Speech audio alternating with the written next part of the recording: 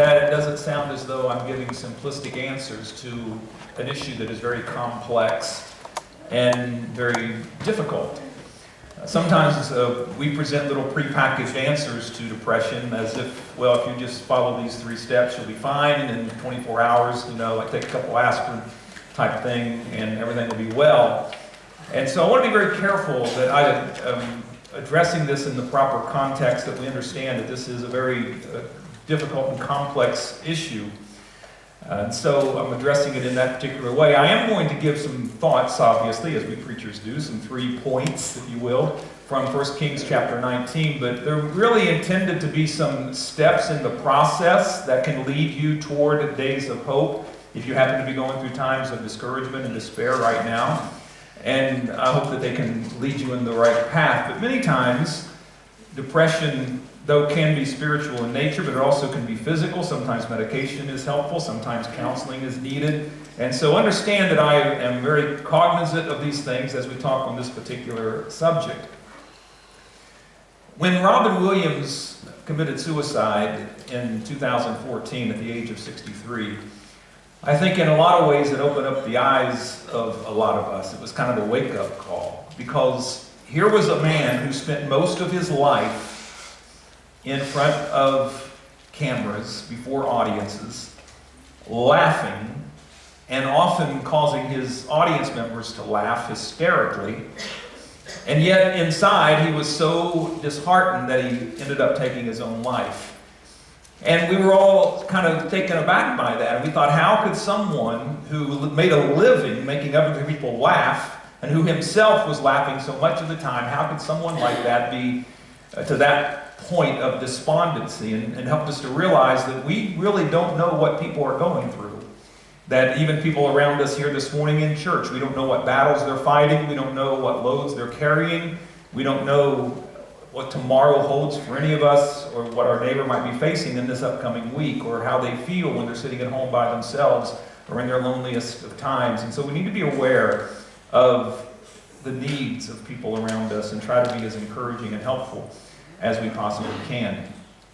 Well, I'm going to share some from 1 Kings chapter 19. This is the story of Elijah, the prophet of God, who found himself at the depths of despondency. And we're going to see why here in these first few verses. It says that Ahab told Jezebel, Ahab was the king, Jezebel was the queen, and Ahab told Jezebel all that Elijah had done, also how he had executed all the prophets with the sword, talking about the false prophets. It says, then Jezebel sent a messenger to Elijah, saying, so let the gods do to me, and more also, if I do not make your life as the life of one of them by tomorrow about this time. Ahab had put to death the prophets of God, many of them, and now Jezebel is telling Elijah that she's going to do the same to him, that he's going to be like one of those who had been killed. And so Elijah now, verse 3, when he saw this, he arose and ran for his life. So he's fleeing now for his own safety. And he went to Beersheba, which belongs to Judah, and left his servant there. And then in verse 4, it says that he himself went a day's journey into the wilderness, and came and sat down under a broom tree. The King James has juniper tree. And he prayed that he might die. And he said, it is enough. Now, Lord, take my life, for I am no better than my fathers.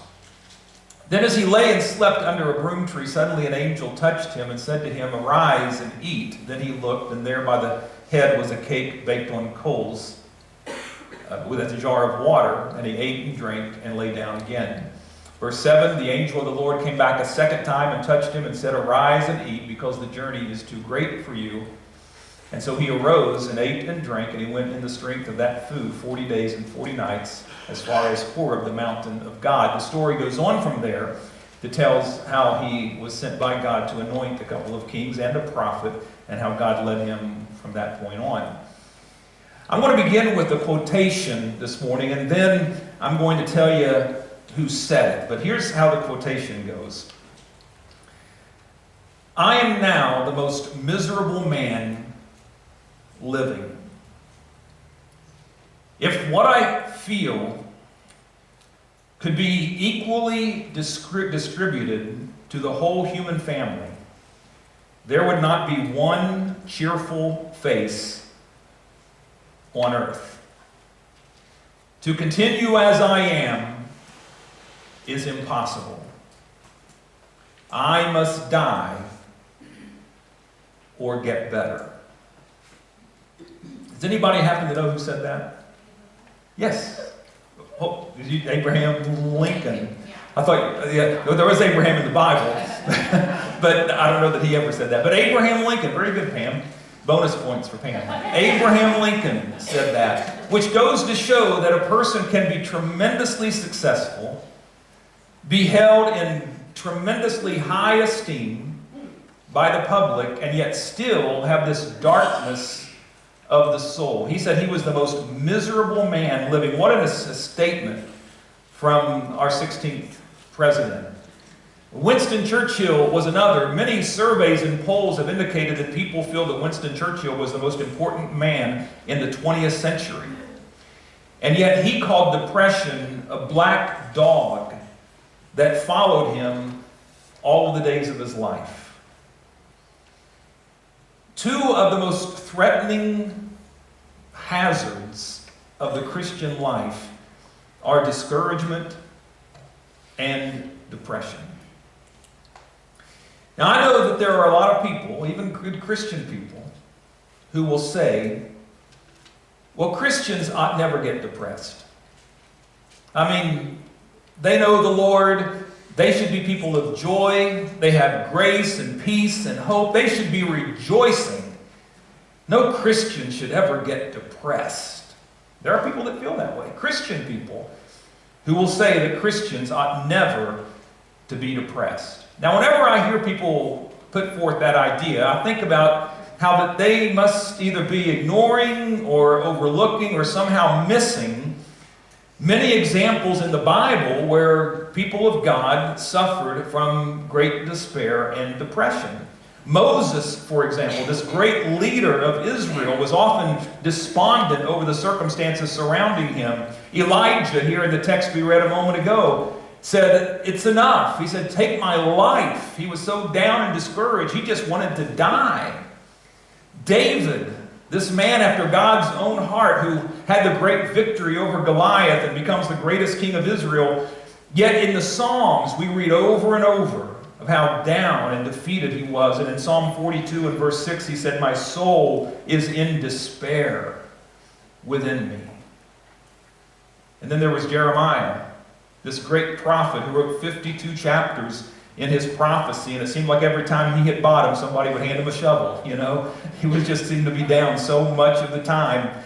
And Martin Luther, the great 16th century reformer, said that anyone who says that Christians never get depressed never stood where Jeremiah stood or faced what Jeremiah faced. Now, I tried to find that exact quote online. I couldn't find it because the last part goes, and they ought to just keep their mouth shut. That didn't sound like Martin Luther to me, but I don't know for sure if he said that part or not. But depression is a very complex feeling, mood, even illness, and a lot of times it is caused by some physical issues like chemical imbalance or some genetic factors play a part. Even certain personality types are more prone to depression than are others. You've probably heard how there are 4 primary personalities, and those who are melancholy have more of a tendency toward those types of depression and despair than do people who have other personality types. So all those things play a factor.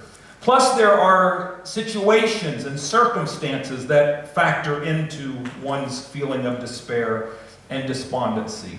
When we feel overwhelmed, when we feel stressed, when life isn't going the way we had planned, if we feel we have no purpose, or even boredom can play a role in depression. The time of year is a factor. A lot of people during winter time, particularly, can fall into depression, and the lack of sunlight. I don't know how people in Alaska do it, you know, up in north, I mean extreme north, where they'll be like 2 months, 3 months with no sunshine at all, and it's dark. And that can play into depression, the lack of good weather even. And so all these things are factors that can contribute to these types of feelings of despair, discouragement, depression. having no motivation, not seeming to be able to be even to care about certain things that normally you would. Now, before I get into the story of Elijah a little bit further, I want to make a statement, and then I want to follow it up, and I'll explain when I get there. But here's the statement, and a very serious statement. It's a question, really. Are you right with God? Is the question. Now, let me explain something. It is very much possible to be right with God and still have depression. Okay, very possible. You could be right with God, sins forgiven, you're walking with the Lord, and still suffer through times of depression. But the reason I raise the question now is because for the Christian believer, it's always a good place to start. Because if your life isn't right with God, that certainly can factor into feelings of depression also.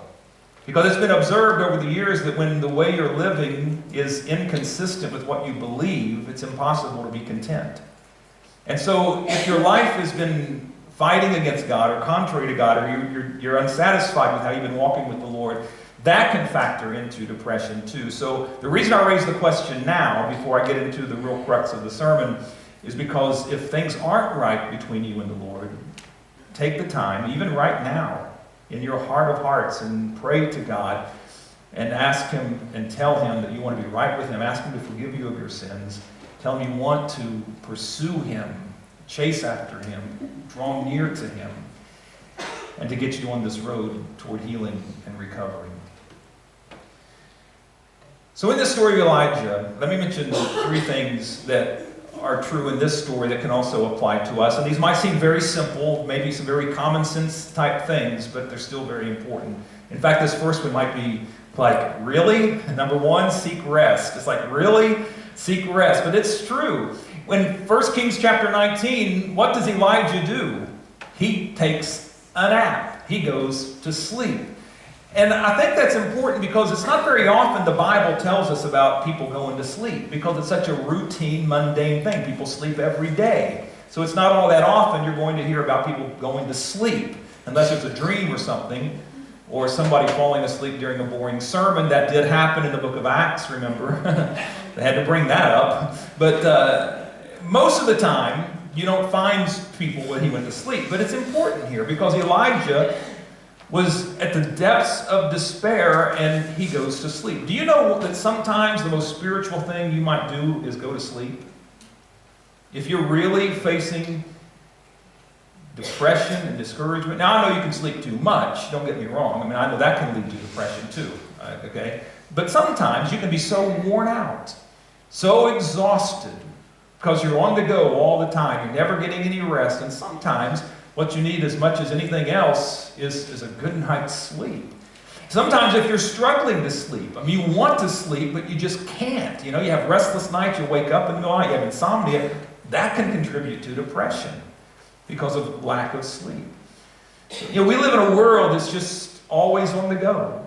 And we've kind of bought into that, you know. So somebody made this little comment about, you know, McDonald's, but it could be any restaurant, and it kind of a humorous take on it. He said, you know, we've come to worship the Golden Arches, not because they offer good food or cheap food, but because they offer fast food. But even then, you got to park your car, walk into the restaurant, place your order, get your tray, go find a table, go sit down, and all that takes time. So we come up with the drive-thru. So we can order the food as we go through, and we can eat in our vans on our way to soccer practice like God intended. But it's all having to do with hurry. You know, we don't even want to get out of our cars. You know, we're just always on the go, always running along. And a lot of us, we never get rest because we're just always wound up. You ever noticed that you get irritable and down when you don't get enough rest?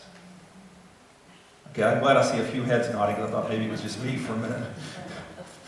And I was about to go make a counseling appointment. But I mean, I know I get that way. You know, if I don't get enough rest, I get irritable, I get short with people, and you can get down. And sometimes you need rest. And sometimes that's what you need as much as anything else. Another thing along these same lines, it's kind of a footnote to the idea of rest, is hobbies. You know, a lot of times when we grow up and we're not children anymore, and we kind of block all the fun out of our lives. But we need hobbies too. We need to break from the stress. We need things we just enjoy doing, that we look forward to. And it could be all kinds of things, depending on your personality, the types of things that you like to enjoy. But we need a break from the monotony of life, from the work of life. Work is good and dedication is good and all these things, but we need some fun times too. We need to be like a kid once in a while, you know? There's a psychiatrist, Stuart Brown, who said lack of play should be treated like malnourishment or malnutrition because it's a health risk to the mind and body. He said lack of play ought to be treated like malnutrition. You know, if you weren't getting enough to eat and you were wasting away and you were sick because of it, that would get your attention, right? But yet when it comes to play, when it comes to hobbies, and we're not getting any fun times in our lives, we don't think much about it. But he said lack of play ought to be treated like malnutrition because it's a health risk to the mind and body. And so look at your lifestyle. Do you have times for rest? Do you take time to just, first of all, break away from the stress of life? Are you getting enough rest at night? Or do you burn the candle at both ends? Because it can affect us in a lot of negative ways. Okay, second thing with Elijah here, number 2, seek a new perspective. Elijah was saying to God, Ahab and Jezebel put all these prophets to death, and Elijah's like, he says, I'm the only one left. That's what he says. He says, I'm the only prophet left, which wasn't true. But in his mind, he had convinced himself of that. He said, I'm it. Nobody else honors God, everybody else. And he kind of had a little pity party for himself because he convinced himself that he was the only one left, and that's why he wanted to die. And God kind of slapped him around a little bit. Not really. But God kind of talked some sense into him, you might say, and got him back on his feet. But Elijah needed to see things realistically. Because what happens when we get depressed? Or what happens when we get down? We start to see things that aren't really accurate. And we'll say, nobody's life is worse than mine, not even Charlie Brown's, Nobody's had a worse day than I have. Nobody cares about me. My life will never amount to anything. I never do anything important. I don't have any talents. And we go on and on. And the reality of all the things I just said is that none of them are true. And yet they're all things that probably all of us, at least some of them, we've said from time to time. And we start to believe them. And so we believe lies. Things that just aren't true. And that's discouraging. You start believing some of the things I just said, and that's discouraging. Sometimes even the most positive person might get depressed thinking about those things. And so we need to develop a new perspective. Maybe write down things that you're thankful for, or people that care about you. Maybe talk to a friend that can help you see things more accurately so that you don't drown in these lies that you're putting out. Because see, the problem is with depression is a lot of times we just keep it all in ourselves, we bottle it up, and we don't tell anybody all these distorted thoughts that we're having. And so we just get more and more engrossed in them, and we just keep believing lies. So if we have a good friend we can talk to, maybe they can kind of talk us back to reality, to see the perspective. It might take a little while, but it's the road, it's the journey that's important. Keep traveling down that road to wellness, and don't quit. I read about this one lady who got a bouquet of flowers at work one day. But what was interesting is that the person who signed it didn't put their name. It just said, from someone who loves you. And so now here she is at work in her office, and all day long, she's trying to figure out who these flowers are from. She wasn't married, and so she started thinking about maybe an ex-boyfriend or maybe some guy she had just met. She thought about maybe her mom and dad. She thought about her sister. She started thinking about her coworkers. But she had no definite answer, and the day's going on, and she's still thinking, who could have gotten me these flowers? And so finally she called a friend of hers, and she's talking to her, and not that she suspected that it was this friend or anything, but she said, somebody sent me these flowers, and she said, can you help me figure out who it might be? And her friend's talking with her, and during the conversation, her friend said something that gave her a clue that maybe it was her. And so she said, "Did you send me these flowers?" And her friend said, "Yes, it was me." And so she said, "Why?" And her friend said, "Because when we were talking the other day, you seemed so down. And I wanted you to spend the whole day just thinking about all the people that love you."